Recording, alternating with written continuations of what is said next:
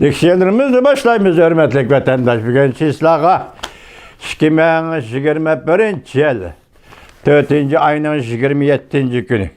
Ötkende bölgeden bu içe hem de iki parça makalının devamını anlayışla vatandaşlar. Amerika Avazı Söhbət Programısı Senatör Amerika Cumhur münasibeti Yaponiya uruşdan keyin qayta qurush jarayoni ve Amerika-Yaponiya münasibeti doğrusu toxtaldı. Mavzulu xabar 4. ayının 22. günü Amerika Avazı'nın Xitay tili programması e'lon qilingan edi. Xabar mundaq boshlangan edi.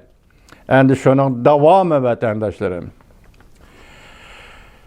Şudak general, Amerika Qo'shma Shtatlarining generali, şu vaqtki Ikkinchi Dunyo urushi, Ulu Okean urushining qo'mondoni, Amerika armiyasining qo'mondoni general MacArthur Yaponiya iqtisodini qayta qurishga yetakchilik qildi. Degan yerga kelgan edik. Endi yangidan boshlaymiz bu leksiyamizni. William Hagerty, sobiq elçi ve növbətdəki senatör William Hagerty mundaq davamlaşdırdı.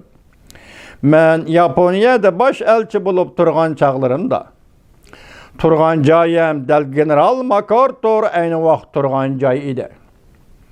Mən bu turalğıda hatta general MacArthur'ның bir parça öz qalimi bilan yazılgan xətini tep algan edim.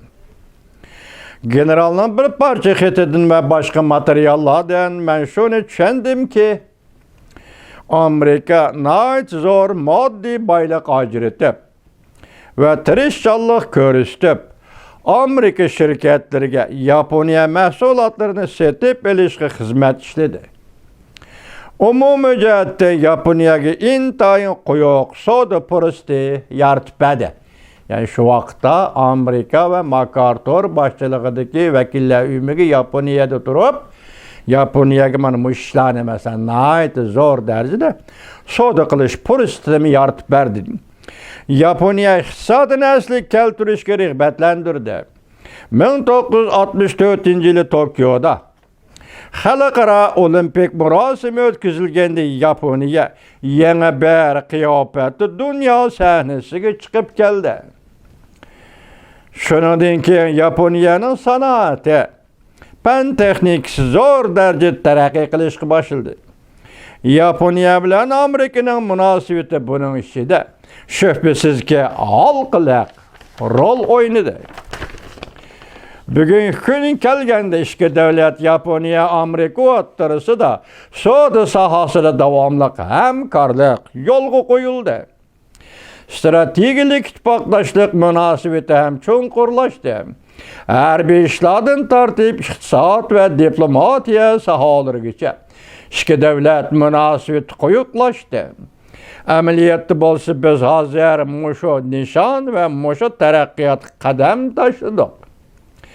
Biz iki devletlerin ittifaklaştığımız ve hemkarlık münasebetimiz bütkül rayında tinçlik ve gülleniş için intayın mühimdir. Növbəti Yaponiya bilen Amerika'nın özara münasebeti de Yaponiya'nın Hindi Tinç Okeanı stratejisideki ordu intayın mühimdir. William Hagerty, senatör William Hagerty ta'kidlab mundaq davamlaştırdı. Asiya Tinç Okeanı rayında demokratik devletler birdek ittifaqlashish intayın muhimdir ve texmi muhimdir. Gördünüzmü muhim demokratik devletler Asiya Tinç Okeanı rayında ittifaqlashish muhimdir, texmi muhimdir. Gavdlandirib so'zlayapti. Sobiq baş elçi, senatör, növbətli senatör William Hagerty Cungo to'g'risida to'xtalganda mundaq ko'rsatdi. Ularning siyosiy tuzumi va chiqish nuqtasi biz bilan tamamen o'xshashmaydi. Biz bu nuqtani aniq ko'rib olishimiz lozim. Biz Jungoning devaylab kelish aybisi davomli qilishimiz kerak. Davamlı biz Cungo'nun devaylab kelish aybisini davamlıq çeklişimiz gerek. Geçirenler vatandaşlar. Davamlıq çeklişimiz gerek. Biz Cungo'ga bozori iqtisodiy prinsip bo'yicha ish qilishni topilishimiz lazım. Yaka bazar iqtisadi bo'yicha ish qilishni talab qilishimiz lozim Jungodan.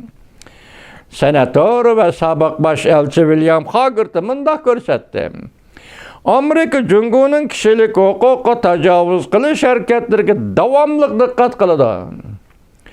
Besim ishlatishni hargiz to'xtatmaydi. Bundan keyin Amerika Davlat Majlisi Jungoning kishilik huquqni tajovuz qilishlariga bostirish harakatlariga tikilib kuzatib turdi. Ve bu cinayetlerini dunyoga jakarlaydı e'lon qildi. Mayli Uyg'uriston yoki mayli Hong Kongda sodir bo'lgan bo'lsin, bu jinoyatlar sodirlab bo'ladi ekan butun dunyoga Amerika Qo'shma Shtatlari e'lon qildi. Bu hozir William Hagerty'ning Amerika Ovoz radiosi muxbiriga bayon qilayotgan suhbati vatandoshi. Yana davomini anglaysizlar.